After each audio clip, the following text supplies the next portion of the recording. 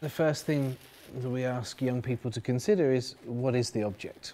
So of course it's a very easy question. Everyone can say it's a shoe. And the second question, of course, then to develop that is, so whose shoe?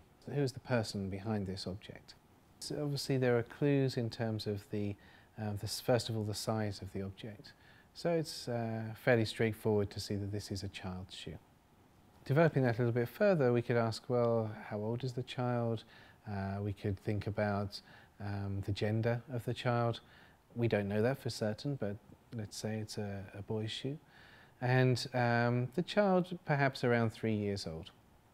Our students can tell us pretty quickly that this is from some decades ago. It's an old shoe, and they can tell that through the style of the shoe.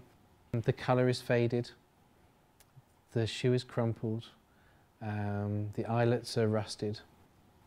And turning the shoe over and looking at how the shoe is made, it's cobbled together, little nails, pins or tacks holding it in. Part of the heel here has come away and we can see a little bit more of the nail. The sole itself is made of leather in several pieces, and we get the sense that this was probably a handmade shoe.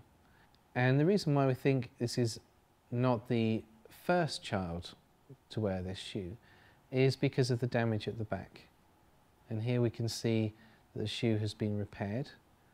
And it seems very unlikely that a 3 or 5-year-old child would have been wearing this shoe long enough to have caused enough damage to have it repaired.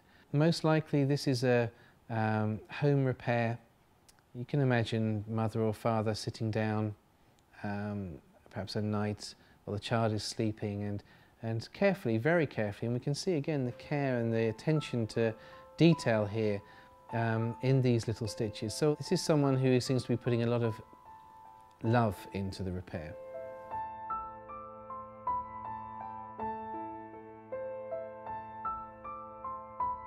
We don't know the child's name, we don't know where he was born, we don't know what language he spoke.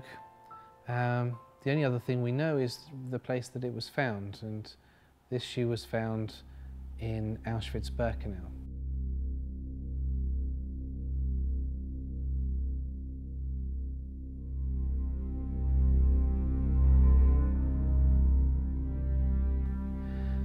The little boy himself could have come from so many places in Europe. He could have come from Poland, from Germany, from France, anywhere in German-occupied Europe.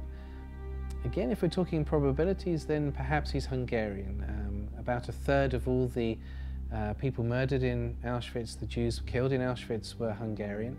So it's quite possible that he's a Hungarian Jewish boy. But again, this is tentative, we don't know this for sure. And when the train arrived after perhaps 3 or 4 days, the doors were unbolted and slid open, and very quickly maybe 2,000 or 3,000 people spilled out of that train, and the child wearing this shoe amongst them.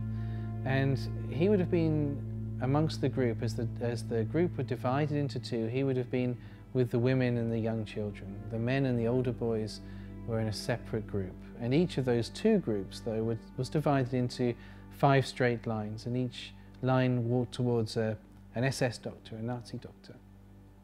He looks at each person in turn and decides very quickly whether they go to the left or they go to the right. Some of them were being chosen for hard manual work. We don't know his first experience, but we do know he would have been chosen to walk with a larger group, maybe 90%, 80% of the people on that transport, probably not chosen for work. And then wearing this little shoe, perhaps he walked another kilometre or so down the train line until he reached a large building.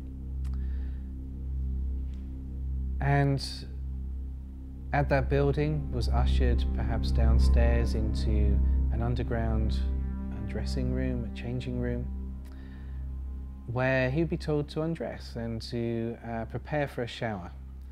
And these people were told, take off your shoes and tie your shoelaces together so they don't all get mixed up. And You can find your shoes again more quickly when you come back from your shower.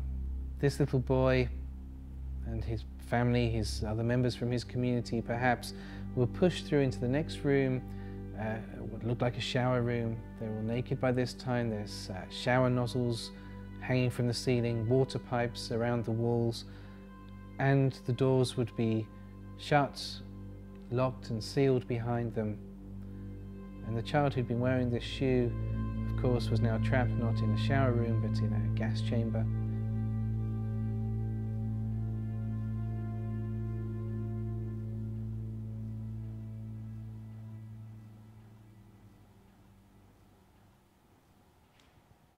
And maybe 20 minutes or so later, the room would be ventilated. Everyone who was trapped in that room had been murdered.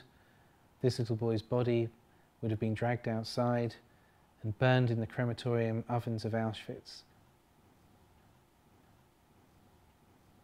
And basically there's nothing left of him, no trace that this child ever lived. All we have is this little shoe which shows us that there was at least a child who lived for perhaps 3 or 4 years, and that child, we can be sure, was one of those murdered in Auschwitz-Birkenau.